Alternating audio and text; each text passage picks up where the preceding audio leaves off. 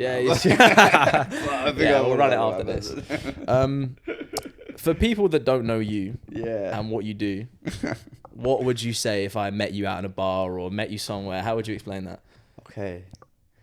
It's pretty, these kind of questions, it's always like, it's quite interesting because I'm usually, as a person, I like to keep people talking. And I don't really like to talk too much. So what you're saying is you should be the host right now. Nah, maybe not the host, but like I've got to kind of look inside now. You put me on the spot a little bit. But so you're saying if someone met me, how would I, can you say that last bit again? So if someone doesn't know who you are or what you do, how would, if you met them in a bar, how would you explain what you do to them?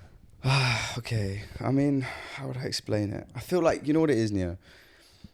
I feel like because of me, myself, I do like so many different things at one given time. Like 9 to 5 is like sales. 5 to 9 is SSS. On top of that, everything else that you just do or anybody does in their daily life. I always find it kind of hard to put into one sentence, if you know what I mean. Because I have one part of my personality, which is like, I would say quite suited to corporate. Like you can talk to people, you can meet people, and like use like communication skills to get like an income. But then I have the other part of my personality, which is so creatively driven and kind of what drove me towards SSS and starting the whole thing, that because of the way that has kind of like blossomed and developed in so many different like areas with music, photography, fashion, events.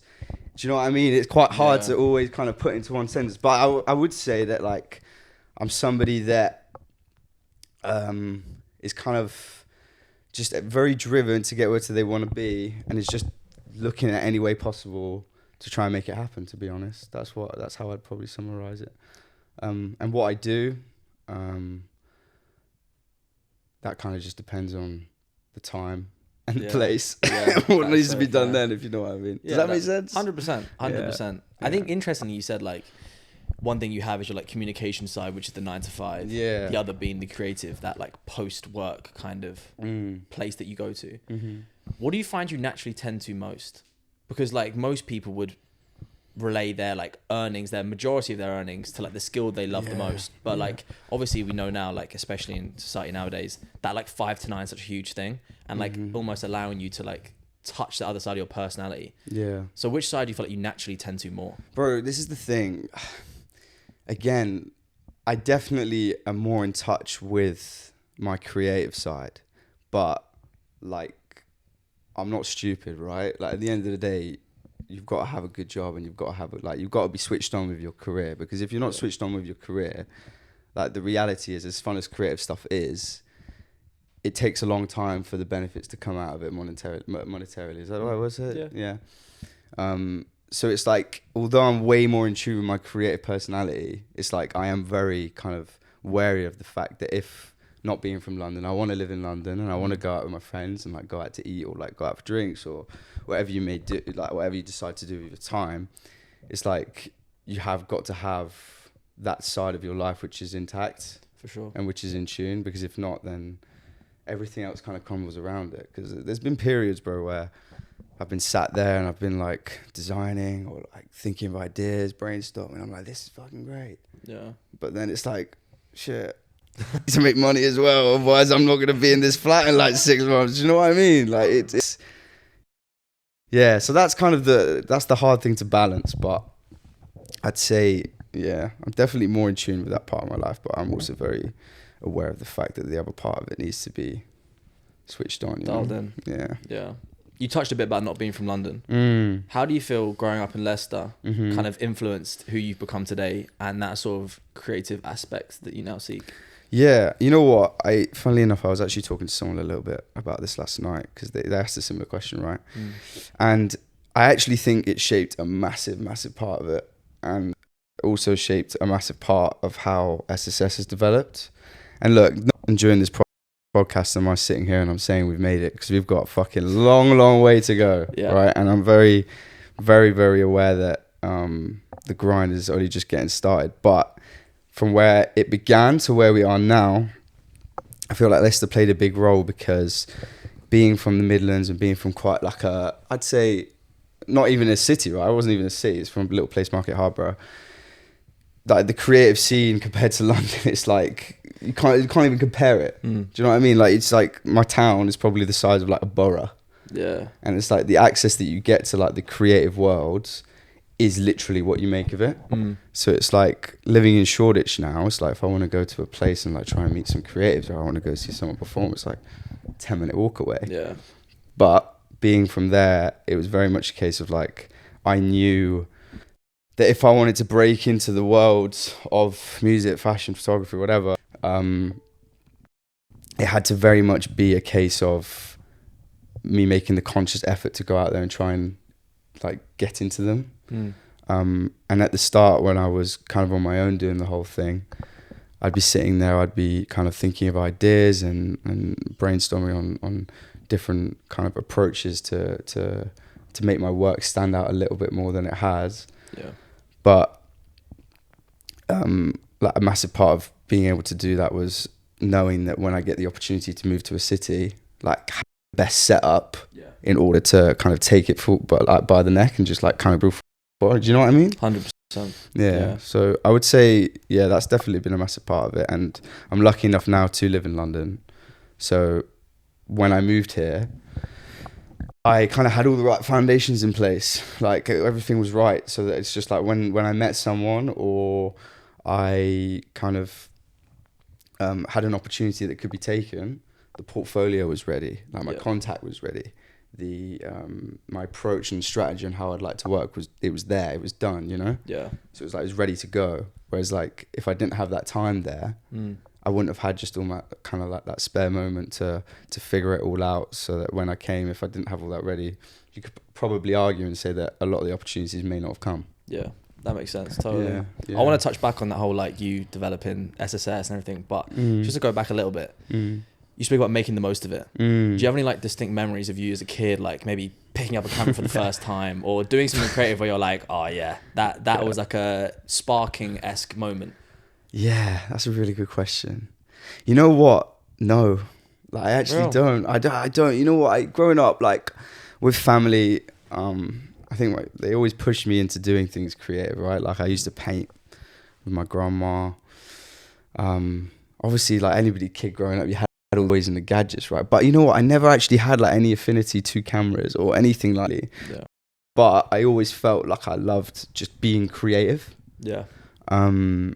So when I try and look back and look at moments which particularly like shaped the journey that I'm on, I think the constant, while I'd say there was nothing that stands out, the constant is that I was always like super hyperactive in my mind of trying to think of like creative or like fun things to do. And I feel like the kind of ability that I not developed, but like an ability that I recognized that I had back then was kind of thinking a little bit outside the box.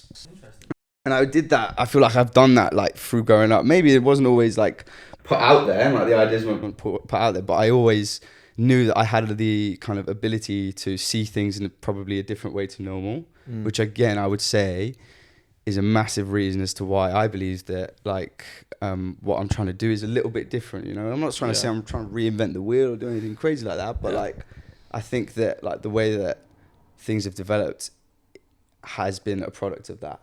Yeah, like it has been a product of me just thinking a little bit different in the way that I approach things or like the idea and the way it's set up. Yeah, which is like been lucky enough to like buy people in so far. Again, so long to go, but like from where it started, from just me to now, and having kind of even a little team involved, it's like I kind of look back and I'm like, yeah, come a long way. Yeah, like I mean, I say you could come a long way, but it's always weird saying that, right? Because it's like when you're so bought into something and you know how long it's going to take to get there. Yeah. And people say like, oh, come a long way. It's like, we ain't come anywhere yet, you know? It's only just getting started. It's only just getting started. But that's the best thing about it. Yeah. So yeah, I'd say, I hope that answers the question. Honestly, like one of the biggest things I believe is like everybody kind of has their expressionism, right? And for some people, that is being extremely kind of dedicated and locked into their career and their kind of release and how they express themselves, way that they feel pushes them forward in life. is that. I feel like everybody has their own way of doing it, and mine, I think, it's just being creative. Like that is just what makes me push forward as a person. Yeah. But everyone has their own way. Like you just said, like painting. This podcast, this is probably going to end up being your thing that just creatively and like mentally just pushes you forward. Yeah. And I feel like, unfortunately, like it is a blessing to be able to know what that is. And everybody has it. Everybody will figure it out. I'm not saying, even if you may not figure it out, like, you know, it's either or. But I do believe that like everyone kind of has that thing. And I'm lucky enough to say that mine is in the field that I love and can kind of span over a few different, like, I'd say domains. But touching then on SSS. Yeah. If you were to explain to people what it is, because you have a very interesting way of defining what it is. How would you say? Yeah. Well, to put it very simply, right? So the core of the business is photography. Mm-hmm. That's how the whole thing started. How the idea developed, so I can go on a bit later. But at the core of the business, it's photography. What we do then from that is that we use the money that we make from the services, not all of it, but some of it, to create projects and productions on the SSS Studios name. So project and productions encapsulates a few different things, which involves music, fashion, events, pop-ups, in-person or interactive things that like people from everyday life can associate with or consume, and kind of become a part of the brand in a way, the same way like you would go to About Blank or you would go to Supreme or Cortez and you'd buy their clothes, right? And then you associate with the brand. Or the say that you go to a boiler room or look at like a particular artist online, you consume their music, like you feel a part of that community, right? Yeah. And that concept, the reason that we started to do that, because we thought that, all right, we're a service provider, but if we can branch out and start building a little world of our own around the service that we provide, we can start to create a little community around the brand. Yeah. I know people who may not be watching, I think of it like a triangle, right? So you have at the top of the triangle, you have services. Then you have the triangle, the bottom right, which is the production and the projects. And then the left of the triangle with another arrow coming from the right is the community. Yeah. So the community is built by the projects, and the bigger that the community gets, which in the reality of this day and age, unfortunately, is followers. It's shit, but like followers is kind of like, it's a massive part of it, because it's like if you're able to build a big following and a big like kind of cultivation around your brand, it allows you to bring something different to the table in like transactions.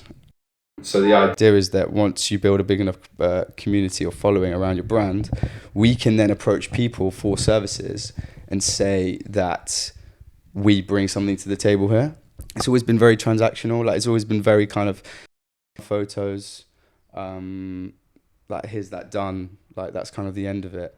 But then I thought if we can build a little like world around what we do, then we can come to those kind of junctures and say like, oh, we can actually bring a little something to the table here. It puts a little bit of a different spin on the whole photography kind of approach, you know? So to be fair, that's not a simple explanation, is it? But like, covered a lot of ground. But I would say they're a photography brand. That's how I'd encapsulate it. Yeah. We're trying to build a brand around a service, which I would say isn't necessarily the norm. No, definitely not. Yeah. And when we first spoke about this, like using the word like photography brand, but I think I'm pretty sure it was the first thing I asked you. Was, man. Like, what do you mean by a photography brand? Yeah, it's you know what it is. It's like, because I've done a lot of digging, right? And you go onto Google, and anybody who's listening, if you don't, you can go onto Google and you can type in photography brand, and it's not a thing. Like it's not. It's the word itself. They kind of don't really go together, because, like the same way you would say a clothing brand or a record label, you instantly can associate what those things are. But like photography brand, when you search it up, every single thing you see on Google will be building a brand in photography, like setting up your business for like branding, or like doing branding photography. You know what I mean? Yeah. But that's also part of it, right? And doing a little bit more digging when I was kind of like formulating the idea properly, part of the reason why like such kind of a thought process isn't necessarily the norm within like the services world is because it's only up until now really, bro, where you can build brands purely online. Like you or me can build a brand around like anything that we want to. Like the same with this podcast, right? You're going to try and build a brand about what you do, only because of social media and all of the tools available right now and how you act audiences through TikTok, whichever way you decide to do it. I personally feel like the services world is just the next one to probably come to that. And I'm not going to sit here and say I'm the first. There's probably people out there doing it as well, you know. For sure. But I feel like I see a bit of like an opportunity there to get ahead of a little bit of the curve, or just jump on the train, and I hope to be the one that can like do that within photography, you know. Yeah. And whether it becomes the biggest and the best, who knows? But like, I hope that once we have really what we want to, people will see it and they'll be like, oh shit, that's a little bit different. I haven't seen that before, you know. You definitely get that vibe, like, especially with the whole like production part of it. Like, it's not a lot of people, like, I think something you've touched on before is like the word like transactional. Like when you said when you first started, I feel like I've seen on your Instagram, like when you first started as a service provider purely, you said, it's very transactional. You know, you give photos to them, they get them, that's kind of it. It's a handshake and go. Whereas like the fact that people can see, like, for example, with we'll touch on the XO wire thing. You know, you've got this new little, took a couple of photos for the, you know, big little club in London. And people can see those photos and instead of just like going to the photographer, which would be you'd usually do, right? If you see like a company, you'd see the photographers taking photos, check them out. Whereas you guys, you know, you offer that extra realm of, oh, okay, it's not just the like services. You do have like all those other sides, which, like you said, not really often you see that. But yeah, I mean, bro, like even to break it down a little bit further, right? If you want to like look at the concepts plainly, if you want to see it as a way to, in a business sense, or like the benefit for the person who's investing or consuming that service that they're paying you for, by having a brand and a community already engaged with the audience of that person. So let's say we're working with an artist. We can bring to the table an audience who's already engaged in fashion, music, events, festivals. Like, what better people do you want to consume your music, you know, by working with us? And the whole dynamic really shifts, that when we get to a point that SSS is bigger than the people that you're working with, however long in the future that may be, but then the dynamic flips, you know. It's like, that's where the thought process came from, is like, how can I try and stand out in a very, very saturated world? And if in those transactions we bring something to the table, it's like, oh shit, why would I not just work with that photographer? I'm getting the exposure to like an audience which could directly like benefit me, you know? Do you feel then, like, with the idea of it being a brand and having that audience, if you pop mic back a little bit as well? If you're an emerging artist and stuff, and you see like you have this audience, you have this repertoire, I guess probably a good word for using it, of like photography and production, and also this audience that you're bringing to the table. Like, as an emerging artist, it would be a brilliant thing to get involved in terms of like leveraging not only the skills of the photography, which you can clearly see, but also like, I feel like the passion and like becoming part of it. 100%. Coming a part of the whole thing. And mate, that literally kind of, that touches directly on like what I wanted to say, is that it's just all about building the SSS Studios world. It's like, that's the whole point of it, right? Like, you've got the services, then we've got our projects and production side of the business, where it's like, bro, like, if you're into music, like we create music, we have musicians on the team that like are good at what they do, like Will, Ride, Jack, like those are the core guys who are involved in most of the projects, and Ty as well.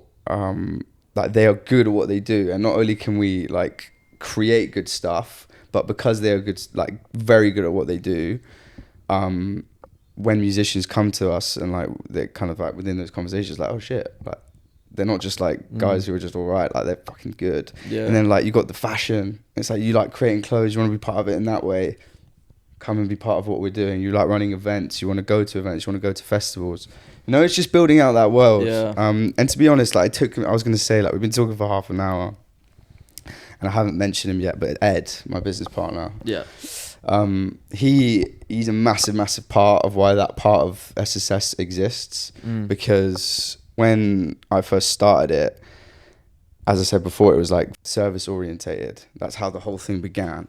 But when it got to the point, which was last year, which was the time to build out that whole other side of what we're trying to create, it would never have been possible if it was just me. Like never. Yeah. Because that's not how my brain works in terms of like practicality. I'm good at creating ideas and thinking of like cool ways to like engage audiences or like design things and whatnot. But like, it's all great until it needs to actually be done, you know? Yeah. And Ed, he was kind of the first person in his whole journey to really get it. And we kind of like said, let's give this a proper go. And what started is like me and him working, or like me working, and I'm just talking to him. And then, because I do this stuff every day, right? And then it kind of got to the point where I was like, yo, what are you doing? Every single day. And then he kind of got brought into it that way. Shit, like it doesn't stop, and now he's just as bought in as me, and now we're kind of going on this journey together, and other people have now kind of blossomed into it, and it's grown even more. But I kind of went on a bit of a ramble there, but I'd say like, yeah, that's the whole point really, bro. It's like photography, yeah, but if you're also a creative that wants to be part of like people who genuinely care about what we're doing in the space, and trying to just make something different, you know. Like I think about even like stuff like this, bro. Like we'll probably look back in like however many years and just be like, oh damn, that's what we were doing in like our 20s, like that's what we were doing. We were just trying to do stuff.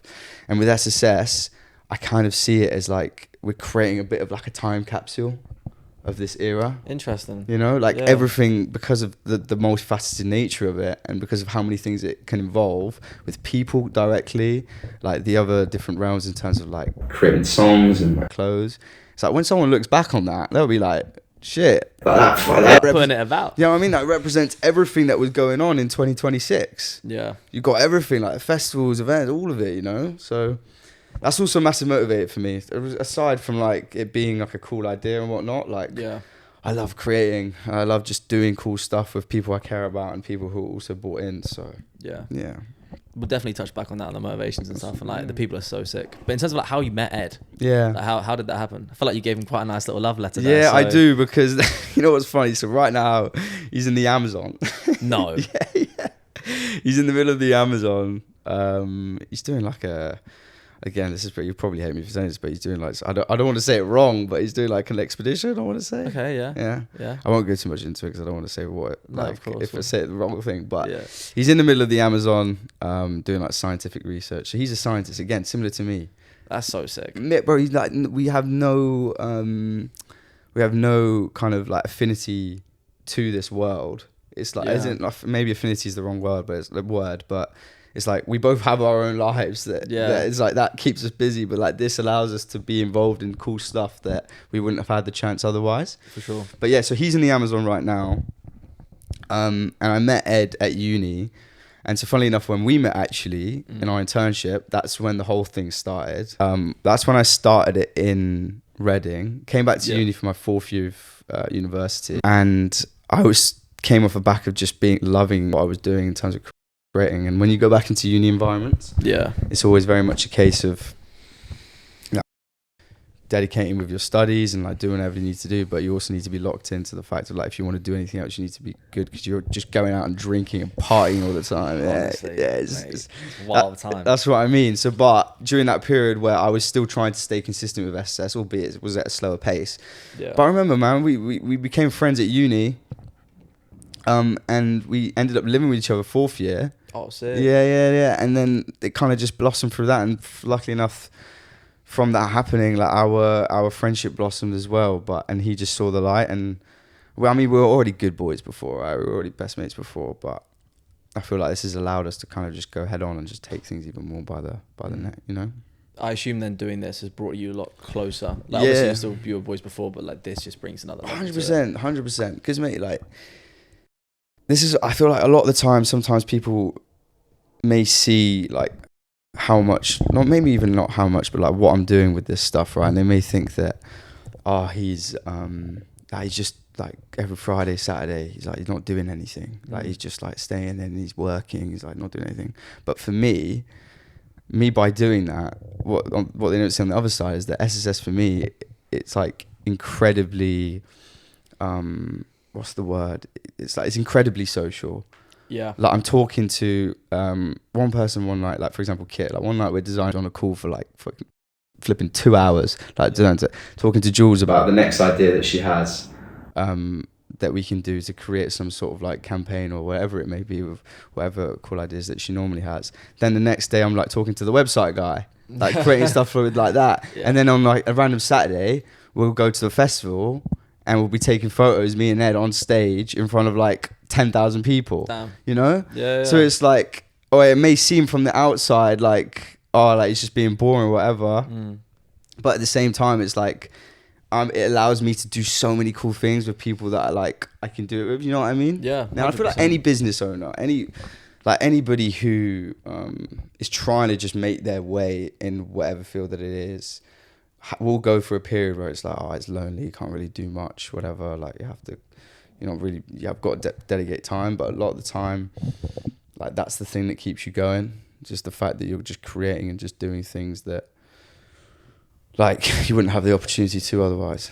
As I've said, like we've spoken about before, as much as you said you were waffling, like so many people would take a lot of value from hearing all this stuff, because in your mind, I feel like there's naturally this tendency to think like, oh yeah, I'm gonna start something, it's gonna be like 1 million followers in a week. Yeah. But like, as you said, it takes, it's a graph. Yeah, it is a graph, my friend. Yeah. Have you found, like you were talking about how some people might say on like a Friday or Saturday, like, what's this guy doing? Yeah. Have you found a lot of people have this, like, do you feel this disconnect in some respect with certain people? Like if you say, oh, sorry guys, I'm working tonight, I'm on a call with Jules, I'm doing this and this.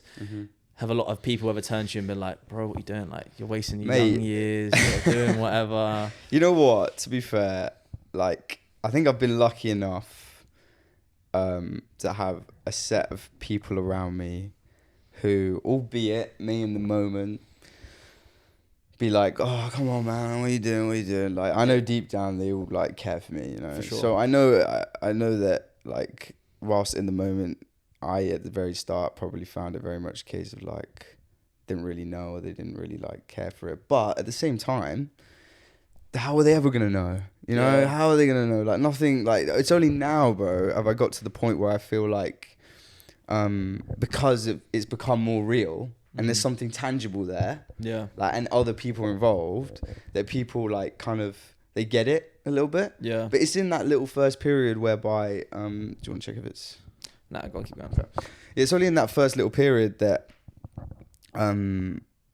like where there isn't anything there, that it's kind of a thing where it's like, oh, like, what's this guy doing? Is he just a bit lonely? But again, it kind of goes back to what we were saying at the start about the whole Leicester thing. Yeah. Because the loneliest period was that period living at home. Yeah. But it didn't feel lonely because I had nothing else to do. Do you know what I mean? Yeah. So in a way, it kind of worked out all right because I didn't have anything to do. It was like when I was home in the evenings, like instead of watching TV or whatever, I would just go to my room and I'd just get brainstorming, just looking for the next thing. And it just became a rhythm of just like, it didn't really feel lonely because I like living in a town, there is only so much you can do, especially in the week, right? Yeah. And at uni as well. But when I did my placement year in Reading, you know what Reading's like. There's not much going out there. From Purple Turtle, but to be fair, I shouldn't say bad things about Purple Turtle. They gave me that was where my first ever thing was. No way. Or was it Purple Turtle or like one of the ones next door to it? Yeah. Bro, I rocked up there. First ever guy I messaged, he was like this little events company, rocked up. He was like, oh mate, where's your camera? I was like, it's here, mate. And it was my camera, it was my little like film camera, that big. Way. Yeah, it was in my pocket. He was like, what? Oh, and luckily, like James, Emperor Events, that was, like he was the guy who like gave me my first ever opportunity. Mad. And even though I rocked up with my like little thing, he was like, oh, just go on, mate. And yeah, that ended up blossoming into us, and we're still good. We still keep in touch now, and he's a good guy. That's crazy. Yeah, it is mad. Reading as well, of all places. Crazy, mate, crazy. But damn. Yeah, again, same concept at home, but I had so much spare time, so much thinking after those internship hours. Like, do you know what I mean? Like, just to get cracking on something. Yeah. But yeah, I feel like, again, because of what you said about how it is online nowadays, and like people kind of would hopefully take a little bit of something from knowing that someone else is like in that lonely chapter. Yeah. The reality of it is of it, like, you've got to do it. Yeah. Like, if you're not prepared to do it, then it's how bad you want it, you know. That's what it always comes down to. And you see people like drop in and out of like passions or creatives or like business or whatever. And unfortunately, a lot of the time, that's what kills it. But I think you've got to kind of find a way to enjoy it. You've got to find a way to like enjoy putting yourself in that scenario where you know it's going to be a little bit like, I'm not going to talk to anyone for this little time. I've just got to put the hours in. Yeah, head down, 100%. Do you think then, because I've come to kind of this notion recently, this thing of like, look, if you want it, you got to put the hours in. You see like David Goggins being like, you're a bitch. Like, you gotta start play when you work out, yeah. Bro, I'm sitting here doing my work and just Goggins shouting at me. I'm like, fuck. I gotta put you on it. Are you gonna carry the boat? This man. Literally, bro. Oh, man. Sitting there like sweating at the monitor. Honestly, I'm just like, he's like looking at me. I'm like, can he see me? Like, oh no, it makes sense why you had him as your home screen. Yeah, exactly. He's my alarm. You're a fucking bitch. Yeah. You didn't have it as his home screen, just to clarify. Oh wait, unless you do, like me and Goggins every night. Little Is he a bold guy? I'm thinking of the right guy. Yeah. He's the guy that does like he ran like 100 miles with like broken feet. And then he came across the line. What? Bro, this story I think is insane, right? So he's ran 100 kilometers. I think this is like his first or second race ever. Yeah. And he's ran. The first one's wild. Like, he's running and he runs off track because you have a guide that usually takes you. So he's ran off the track and he's so fucked. Like, he's barefoot? No. Oh, right, running, okay. Obviously running shoes, whatever. He's with a guide, he's taking him and he's running, he's doing this stuff. He stops off every now and then. I'm pretty sure he's broken like one or two of his feet at this point, right? Mad. He's running, he can't continue. Like, he's in this, he's getting like some sort of illness or some sort of injury. I can't remember what it was exactly, but basically he's fucked. Yeah. And he stops off and he's in this like camper van. They're like, you need to stop running. Cause like, if you continue, you're literally finished. Like, we're never gonna, this might not be good. And he's like, fuck. And then he's like, all right, okay, let's call it. So he calls it. They drive away from this like 100-kilometer race. And he's there at bed at night, and he's sitting there, and he can't sleep. Yeah, and he's like, I didn't finish it. Yeah. I didn't get. He calls the guy back up. The organisers. They're like, how long have I got left to finish? He's like, I can't. You can't cross. If you don't cross the official line, you can't finish, and you're outside the time. Do you know how far in he was when he stopped? Like 80 or 70 or 80k in. So he's got that little bit left, and he's sitting there, and he's going. Only half a marathon, Yeah, exactly. It's light, It's only a little only 22K. A full marathon, literally, and literally half a marathon left or whatever it is, and he's like, I got to finish this.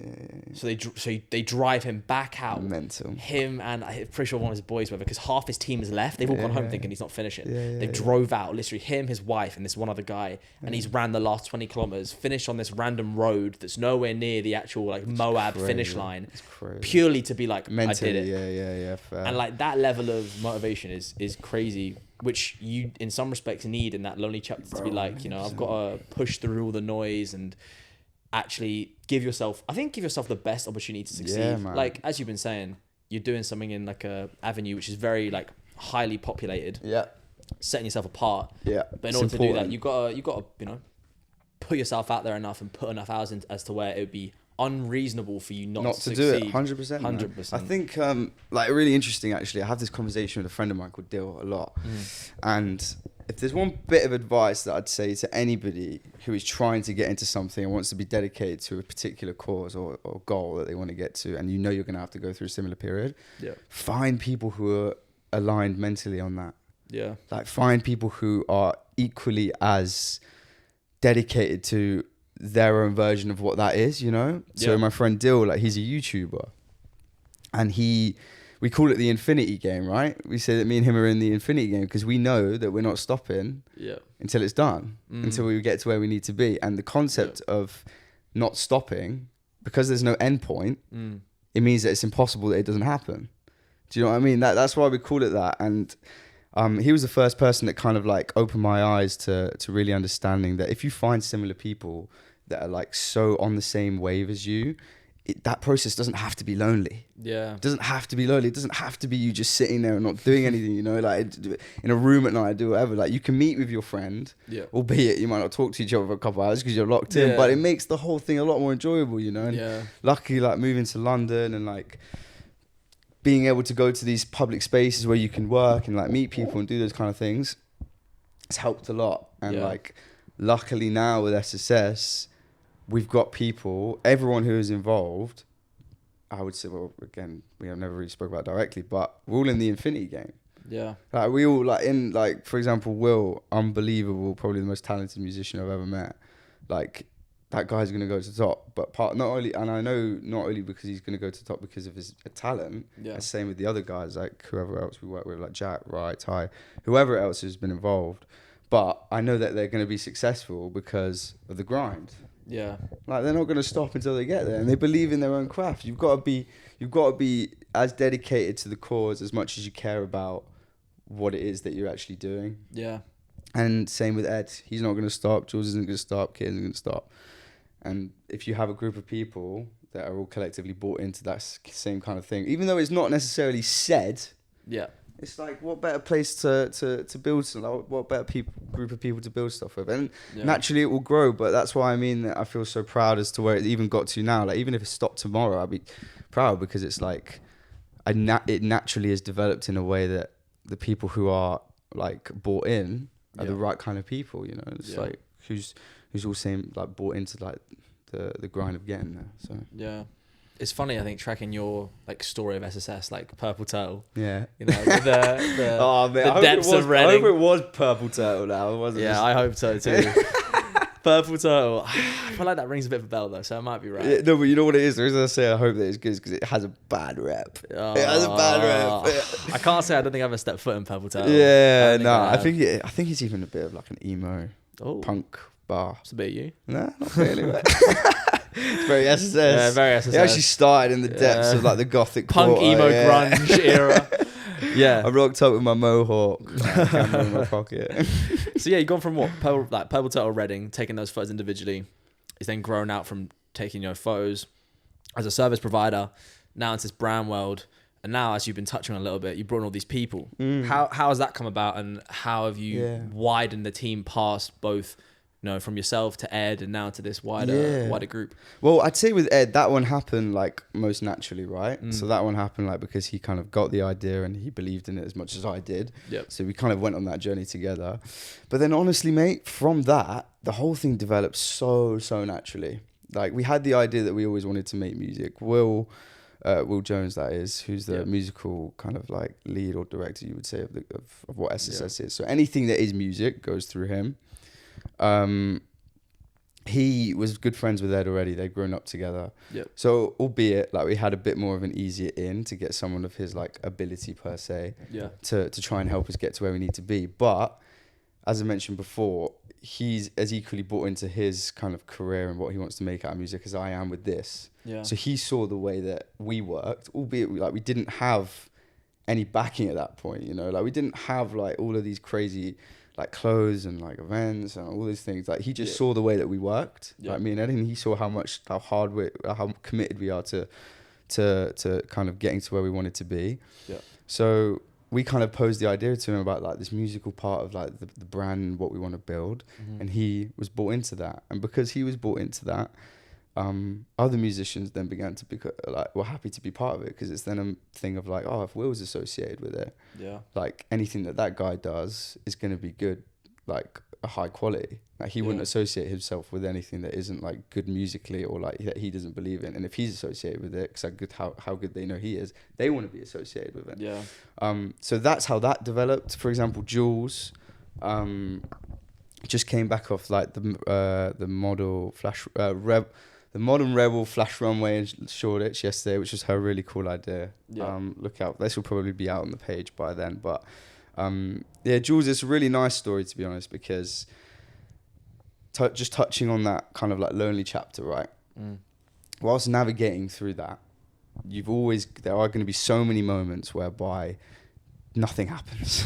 Yeah. Like you're coming through and you're like doing thing after thing, you're dedicated, nothing happens. Yeah. But during that process, there are going to be tiny little things or one big thing that happens that makes you realize what you're doing is like you're on the right track, Yeah. And the way that the whole Jules thing came about was like the epitome of that. So we came off the back of doing a shoot at Gottwood Festival. So we were paid to go down there and like document the festival through the SSS lens. Yeah. and come back from the festival, and I had a message from her on DM, just being like, hey, do you guys have a business email? And I was like, yeah, like reach out, like I'm not sure what it's about, but like just here's my email. Yep. We got an email, and she basically just said that how much she liked seeing the brand online, what she liked about it. This is what she does, and she's good at what she does, like really good at what. She's really good at what she does, and she's gonna go like so far in her career. And someone like her, who has no reason to associate with us or even look at us and try and see any benefit of like working with us. Like she was working with, I think it was like Is Studios, like 80 to 100,000. She was the head of marketing for them. Like she's good at what she does, and she saw what we were doing. She was like, I want to be a part of that. That's a really cool take on like something a little bit different.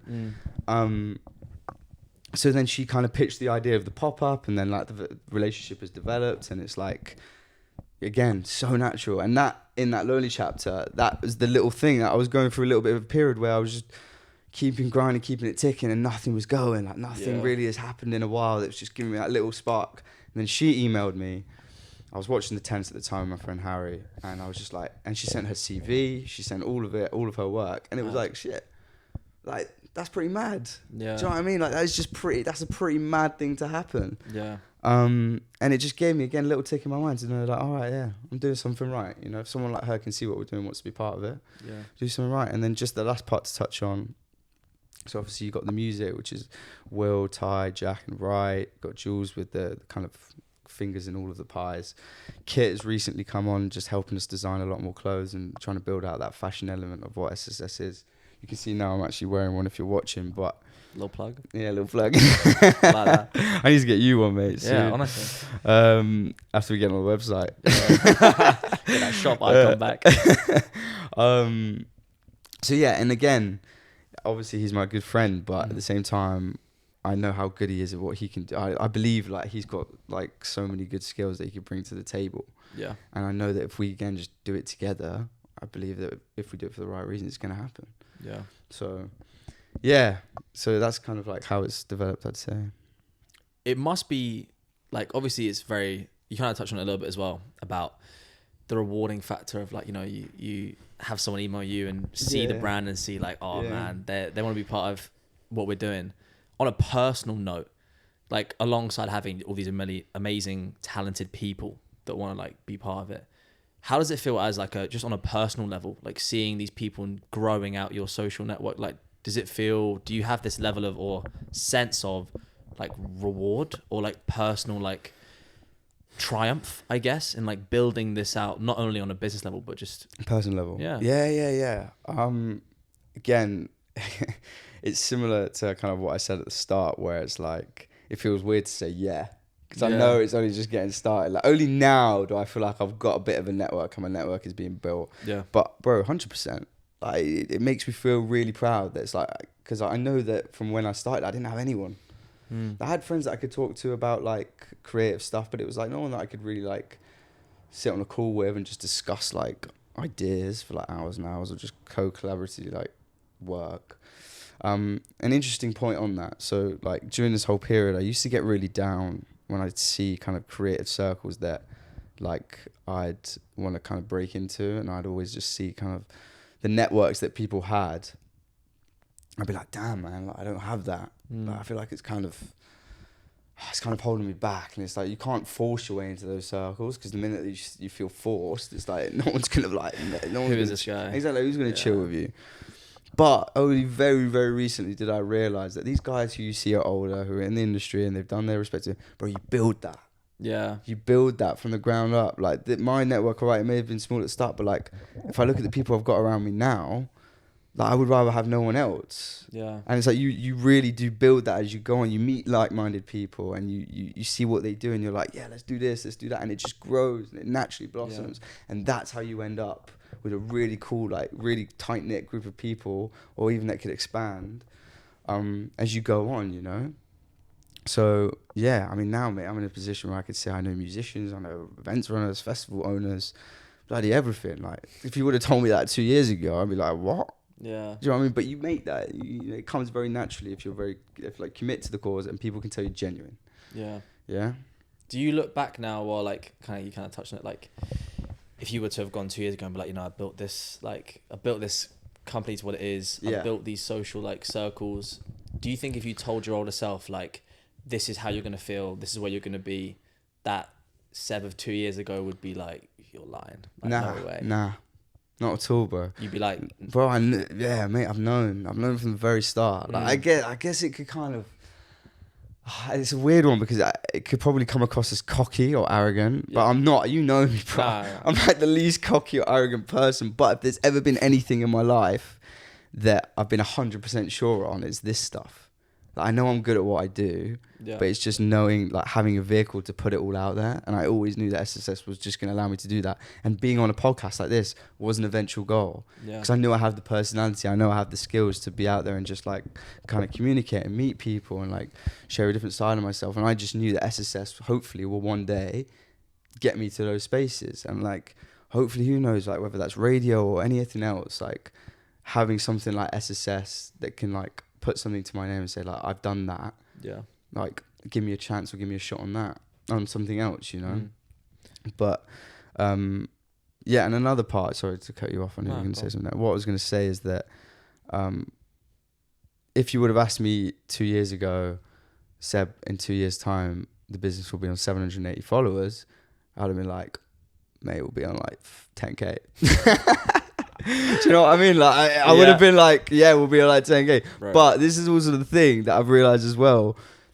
I used to get myself down about that. I used to be like, oh man, like, give us something, bro. Like, give us something. But now I love the fact we're that low. It makes me happy because I know every single thing that we do is so high quality. Every single song, every piece of clothing, every service that we provide, it's all there. It's all there. All it's going to take is that one thing to blow up or whatever it is, whenever that will be. And there's about 100 things in that chain reaction that's just going to, because every single thing along the way is as high quality as the next. And it's like, because I believe in so heavily in what we've built and like the quality of work that we put out, it's like the followers doesn't matter. Because it's just a matter of time. If it was like that stuff was a little bit iffy and like not very good and it's just like kind of like you've half-hearted it, and I wouldn't be as it. But it's just like the people that we've got involved and how like the quality of the stuff that we put out, man. It's gonna happen. It's just a given. Like it might sound cocky or arrogant, but it's just how I see it. So there are so many things I want to touch on from that.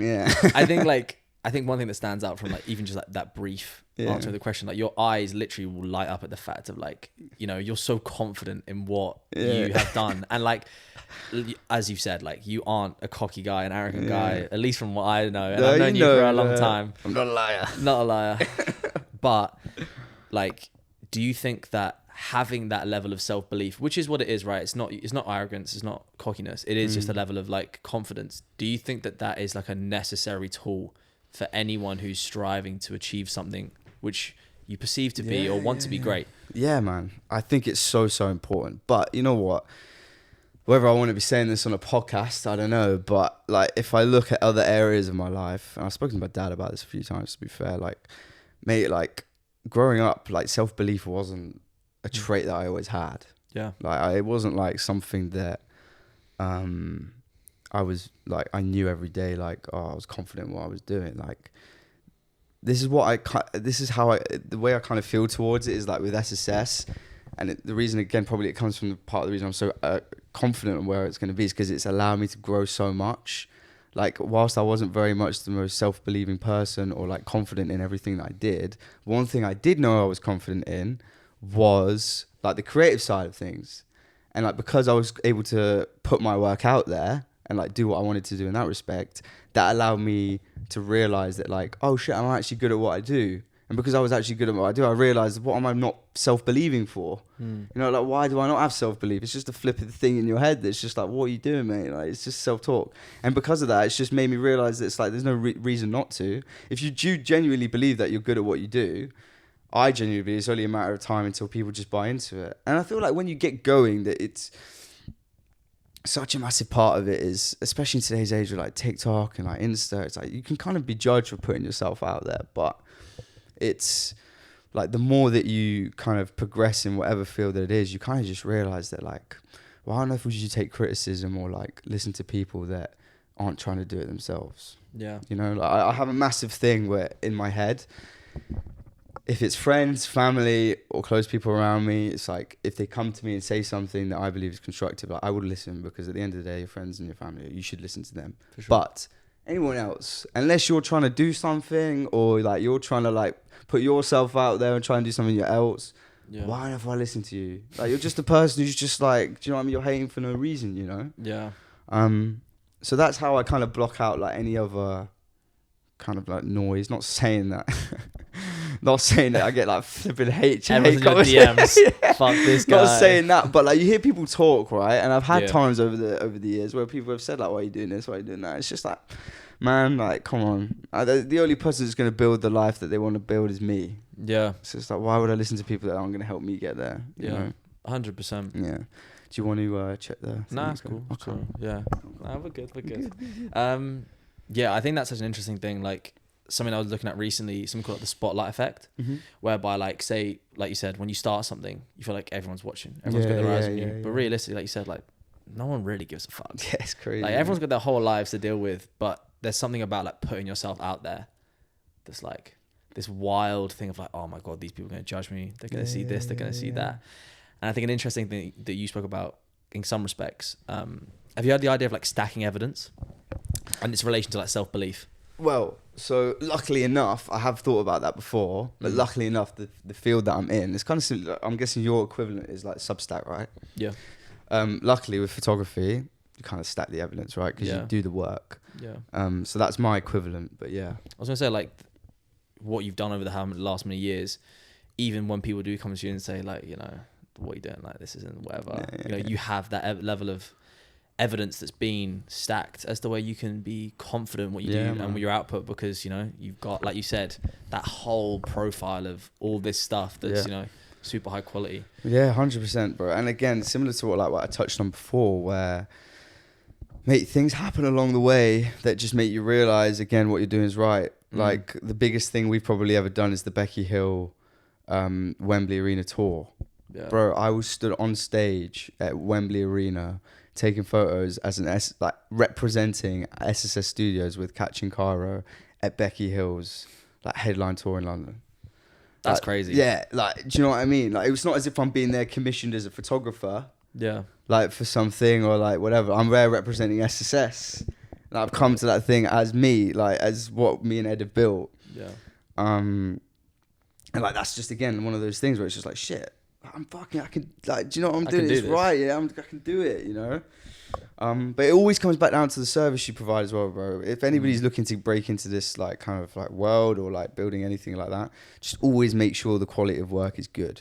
Yeah. Because what I've realized is that you can be a great person, you can be a great networker, you can be a confident person, you could be the smoothest talker in the flipping world. But when you leave that interaction, if they go to see what you do and that shit's not the top of the notch, then like, you know what I mean?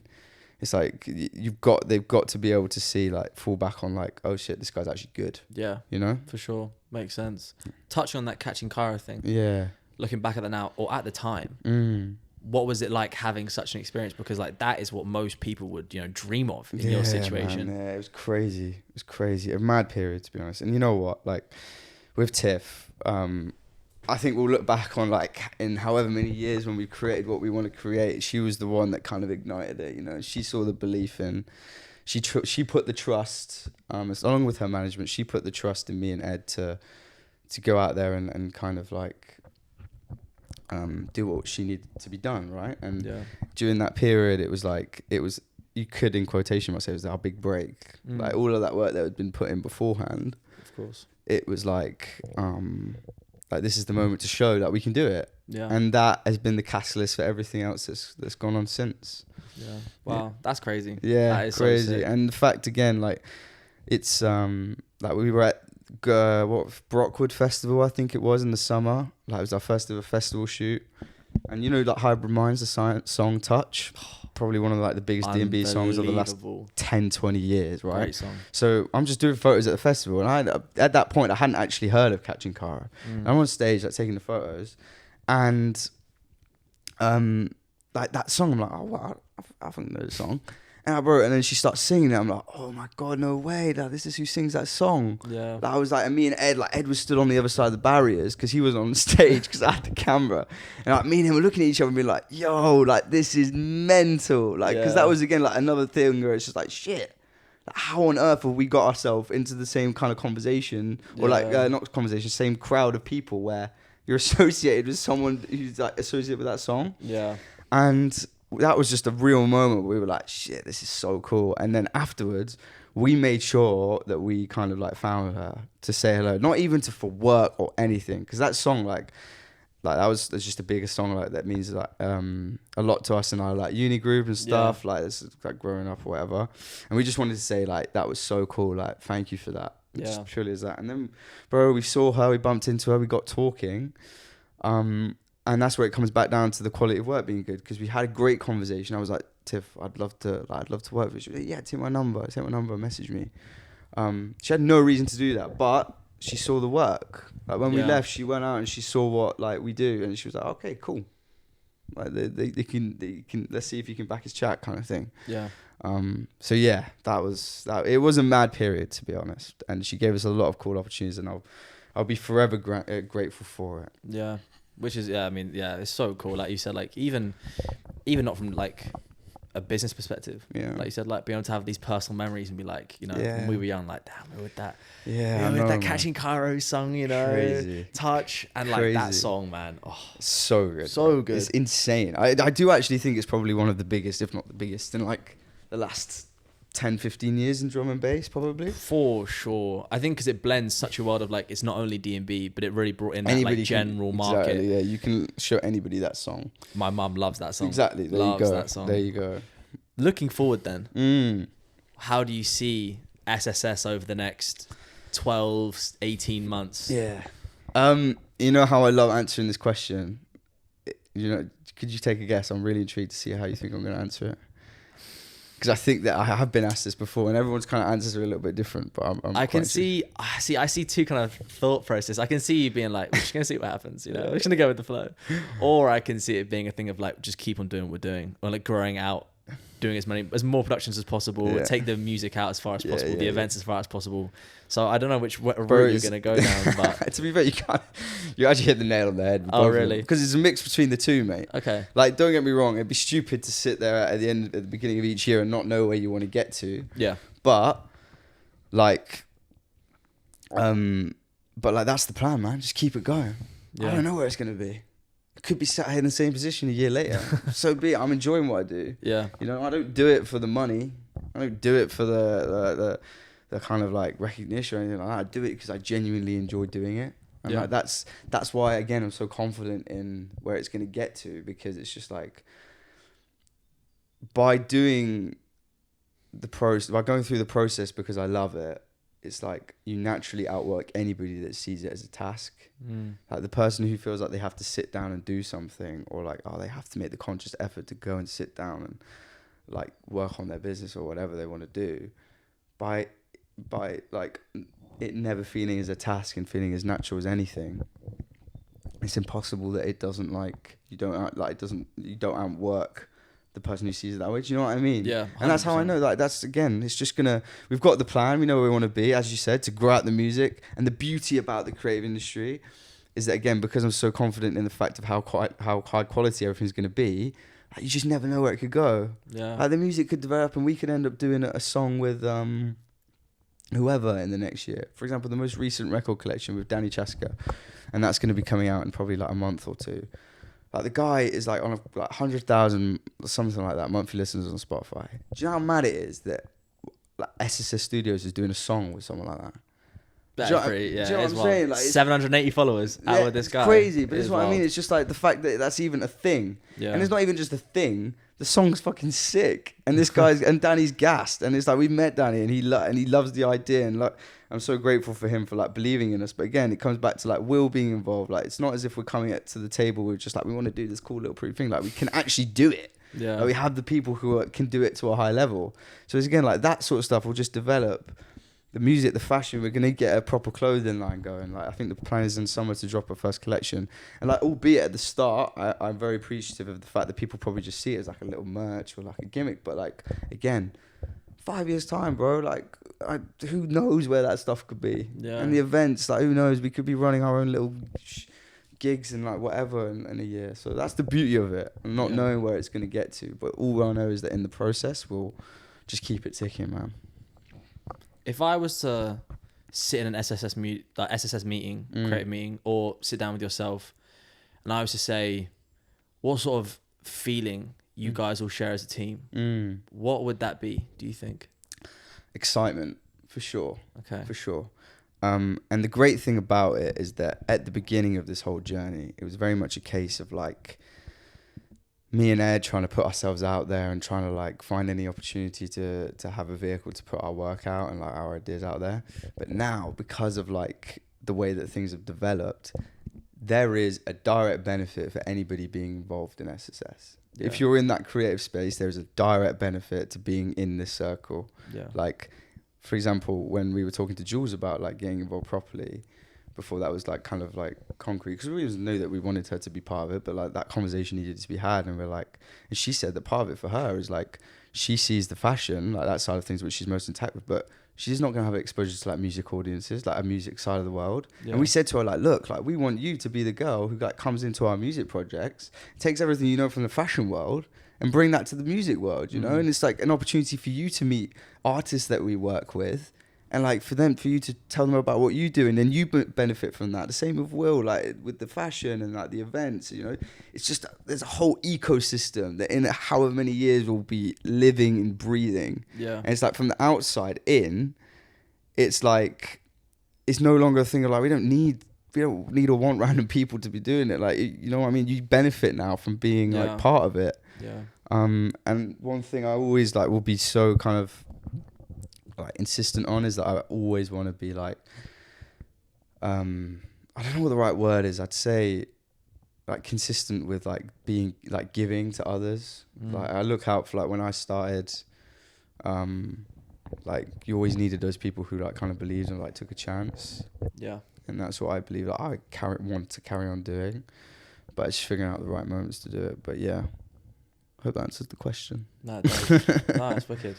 And you touched on it a little bit before, but with the self-belief thing specifically, how do you think this whole journey has like changed you as a man?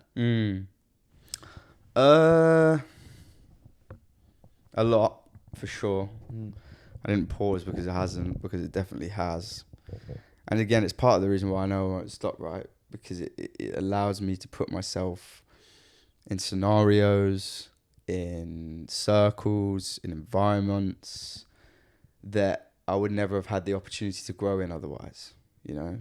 And that's what I love about it so much, that I can go to a table with like an artist, a manager of an artist, and come to that discussion and bring my own like shit to the table. Yeah. It's like I can come to, like, to me that's mental. Like, I can go to a discussion with somebody who's professional in their field and say, all right, I've got my way of doing things. Like, this is what I built. This is the way I like to work. And this is how I believe best we can get the best out of this scenario. Beforehand, it would have been very much a case of just like Sebastien as a person coming to that discussion, like, why would I listen to you? Yeah. But it's like now, because we've got like credible stuff behind us, I feel I can put myself in scenarios and be like, this is how I believe that things should be done, or how we can get the best out of this, you know? Yeah. So that's why I think that it's allowed me to like grow so much, and will continue to, because it's only going to get bigger. Yeah. And you're only going to work with cooler people, so 100%. That's the idea, mate. That's the idea. Yeah. That is cool. Like, it is such a cool thing, like, to be able to feel such a sense of like, I guess like impact. Like walking into a room and being able to sit there and say, you know, like, this is my evidence. Yeah. This is what I've done, and you know, 100%. Which is great. And just to finish up on this last question, when you're 50 years down the road, you know, you're 70, 80, how do you want to look back on not only just SSS and what you've done now, but like just in life in general? Yeah. What is it you want to kind of look back and feel? I think it's such a broad question, isn't it? You really got to think. Depends how you want to answer it. Yeah, how do you want to take it? What, 70, 80? You know what it is as well? It's like, because it's so far into the future, like I always think in 10 years, I don't know where the shit will be. That'll put me at 33. Yeah. Like flipping 4 years, whether it's even still going by then or it's been sold off by like flipping, who knows, or, you know, but who knows what will happen by then. But I think looking back, SSS or not, I just want to, my real thing that really drives me in life is to have made like an impact. I always have that. I really, really want, wherever I go, whatever job I have, whatever I want to do, I want to leave with something. I want to leave my imprint on something. Yeah. And that is what like drives me to kind of kick on and like, not gets me out of bed and like does all this. Like, at the end of the day, you do what you have to do to get to where you need to be. But like, if I had really looked deeper, that would be it. 100%. Just to leave an imprint on something. And if I can leave an imprint on the creative scene, in like the world that we live in today, or just knowing that I've like brought together and like facilitated creation and like made people meet people and like put just cool stuff out there in the world that wouldn't have been there without SSS. Yeah. That for me is amazing. And I already know, for example, I'm going to sit there in like 10 years, 15 years time, hopefully when I have some kids, and be like, oh yeah, like go put this on the vinyl. And it's the record collection volume 2. With someone like Nina. Damn. And it's like, I was doing that shit when I was 23, you know? It's like, we did that. Like, we did that. And I can show you the video, like, that we spent all of this time, and like me and Ed and whoever, like, this is what we were doing when I was your age. So yeah, for that's the stuff that like really keeps me going. That's the like what I'd like to leave behind, to be honest. Yeah. You probably touched on it a little bit there, but if you were to only have this, you know, if you were to look back at 70, and all you had was this pile of evidence and this history you've got so far. Yeah, mate, that would be enough. Bro, 100%. 100%. Because it's just like, again, that wouldn't have been there otherwise. And to me, like, I just love that concept of just like, I actually sent this to Kit the other day, but like, there's this video of Drake. I don't know if you've seen it. It's like he has this for his Ovo brand. And he says like, we did this. This wouldn't have been here without us or whatever. And I remember like years and years ago, that really inspired me, that video, because I was like, shit, that's actually pretty cool. Like the concept of that not being there unless you would have taken the steps to make it happen. Yeah. And like for me, as you said, like if everything was to end tomorrow, I've got so much cool stuff there that I can look back on and be like, I did that, man. And it's like, that's something like, it's all because it's all good. Like I can be proud of it, and whether people like it or they don't, you know what I mean? It's like, what can you do? You can't live your life like that. So 100%. Yeah. I hope that encapsulates it all. Mate, it's been perfect.